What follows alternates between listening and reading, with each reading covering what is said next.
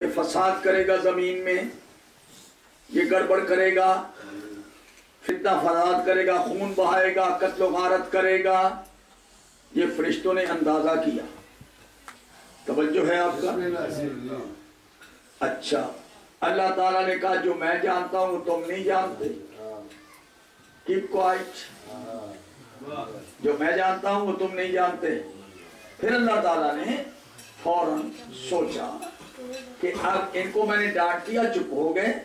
اللہ تعالیٰ نے کہا نہیں، آؤ اگر تم خواہش مند ہو نا. انہوں نے آدم کے عیب بیان کر کے اپنی خوبیاں بیان کی کہ ہم تیری تعریف کرنے والے ہیں، تیری تسبیح کرتے ہیں، تیری عبادت کرتے ہیں.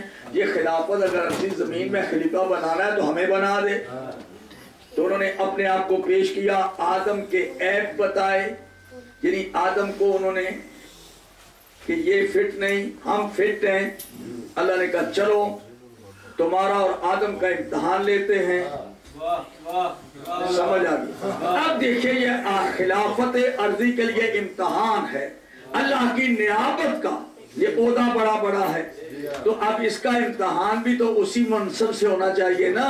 اب اگر ڈی سی بھرتی کرنا ہو تو وہ کیا ہے جناب، پبلک سروس کمیشن میں امتحان دینا پڑتا ہے. توجہ ہے نا. پھر جو ٹاپ کرتے ہیں ان میں سے سلیکشن ہوتی ہے. ایسے تو نہیں کہ جناب ڈی سی بھرتی کرنے کے لیے آپ پٹواری کا پیپر دے دیں جناب علی، پٹواری کا. اب زمین میں اللہ کا نائب بنانا ہے، خلیفہ بنانا ہے، تو اس کے لیے جناب کوالیفیکیشن، اس کی امتحان جو ہوگا وہ کس چیز کا ہوگا. اب یہ نہیں کہ وہ پہاڑوں کے، ندی نالوں کے، پتھروں کے، زمینوں کے نام تھے. اللہ تعالیٰ نے کہا اچھا آؤ. وَعَلَّمَ آدَمَ الْأَسْمَاءَ كُلَّهَا ثُمَّ عَرَضَهُمْ عَلَى الْمَلَائِكَةِ فَقَالَ أَنبِئُونِي بِأَسْمَاءِ هَؤُلَاءِ إِن كُنتُمْ صَادِقِينَ. اے جڑے ستے نو نہ واسطہ بھی صلوات پڑھو.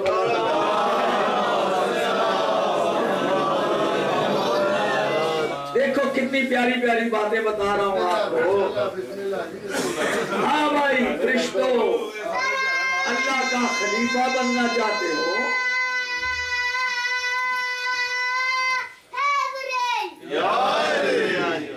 اللہ کا خلیفہ بننا چاہتے ہو تو دیکھو ہم امتحان لیں گے. یہ عہدہ بہت اونچی ہے، اللہ کی نیابت. اس سے اوپر تو کوئی عہدہ ہو ہی نہیں سکتا بندے کے لیے. نائب خدا بنے زمین کے اوپر، تو امتحان بھی اس نوعیت کا ہونا چاہیے نا. تو اب اللہ تعالیٰ نے کہا بتاؤ ان کے نام. انبئونی باسماء ہؤلاء ان کنتم صادقین. ان کے نام بتاؤ اگر تم سچے ہو. فرشتوں بتاؤ ان کے نام. فرشتوں نے دیکھا نور چمک رہا ہے. ایک کو دیکھا، دوسرا اس سے بڑھ کر، تیسرا اس سے بڑھ کر، سب ایک جیسے جگمگا رہے ہیں. وہ یہ امتیاز نہ کر سکے. توجہ. اب یہ ان کے لیے بڑا مشکل ہو گیا. وہ یہ الگ الگ گن کے نہیں بتا سکے کون کون ہے یہ. تو فرشتوں نے یہ نہیں کہا کہ ہم جانتے نہیں، یا تو نے ہمیں علم نہیں دیا. آدم کو علم دے دیا ہے. فرشتوں نے فوراً کہا قالوا سبحانک لا علم لنا الا ما علمتنا انک انت العلیم الحکیم. پاک ہے تیری ذات. فرشتے کہہ رہے ہیں ہم اس کے علاوہ کچھ نہیں جانتے. ہمارا علم اتنا ہے جتنا تو نے ہمیں دے دیا ہے، اس میں ہم اضافہ نہیں کر سکتے. اتنا علم ہے ہمارے پاس جتنا تو نے ہمیں دیا ہے. اب ہم اس میں اضافہ نہیں کر سکتے.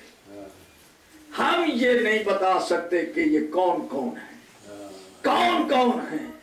یہ انوار ایک جیسے ہیں، ہم اس میں ڈسٹنکشن نہیں کر سکے. تیری ذات پاک ہے. اب اللہ تعالیٰ نے کہا اچھا آدم، یا آدم انبئہم، آدم تم بتا بِأَسْمَائِهِمْ، ان کو نام ان کے بتاؤ، ان کے نام بتاؤ. اب یہ ہم کی ضمیر ذوی العقول کے لیے یہ پتھر ندی نالا یہ کہ اس کو ریئلائز کریں کہ اتنی بڑی گیدرنگ میں رسول اللہ یہ ایڈریس کر رہے ہیں کہ very soon I will leave this world, پھر تم مجھ سے ملو گے نہیں، آئی ول لیو دس ورلڈ۔ یہ رسول اکرم کا لاسٹ ایڈریس تھا، لاسٹ ان کی سپیچ تھی، بڑی امپارٹنٹ سپیچ تھی رسول اکرم کی۔ یہ بات سمجھ میں آ رہی ہے آپ کو؟ تو حضور نے یہ فرمایا کہ میں جلدی چلا جاؤں گا، تمہارے ساتھ پھر میری ملاقات نہیں ہوگی، اب آج اتنا مجمع ہے۔ تو آپ نے فرمایا سنو، مجھے نظر آ رہا ہے تم میں، خبردار میرے بعد گمراہ نہ ہو جانا، میرے بعد گمراہ نہ ہو جانا،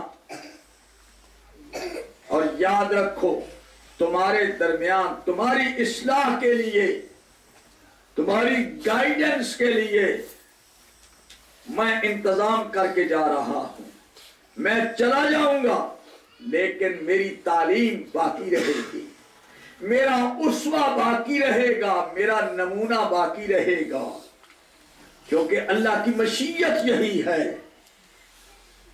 ایک اللہ کی کتاب ہے، اس میں اللہ کا کلام ہے، ایک یہ کتاب تمہارے لیے ہدایت ہے، انسٹرکشنز ہیں، گائیڈنس ہے اس کے اندر، اس میں کوئی بات غلط نہیں، لیکن یاد رکھنا یہ کتاب بہت مختصر ہے، بہت سے احکام ہیں اس کے اندر جن کی وضاحت کے لیے، ایلیبوریشن کے لیے، ان کو ڈیمانسٹریٹ کرنے کے لیے ایک میرے جیسے بندے کی ضرورت پڑے گی۔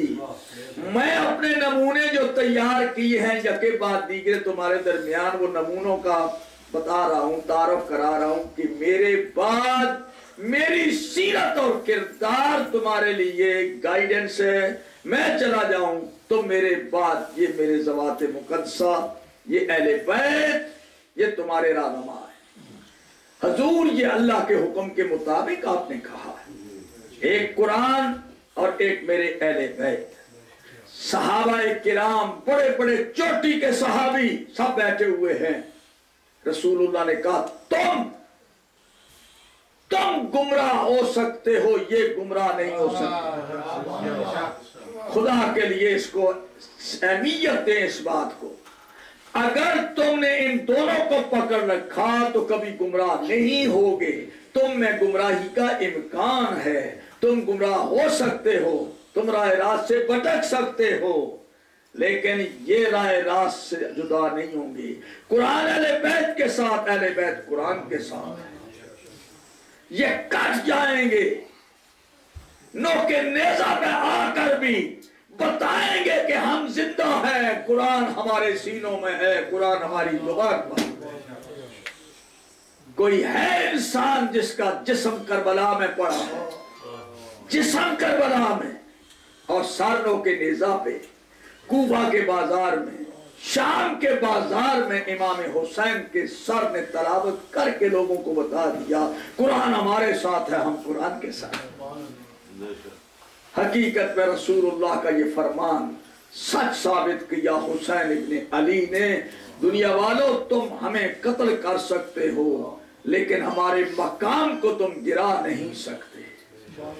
ایمان سے بتاؤ کہ رسول اکرم نے یہی کہا تھا نا کہ میرے بعد میرے اہل بیت، یہ قرآن کے ساتھ ہے، قرآن ان کے ساتھ ہے، اور دونوں سے تمسک رکھو گے تو کبھی گمراہ نہیں ہو۔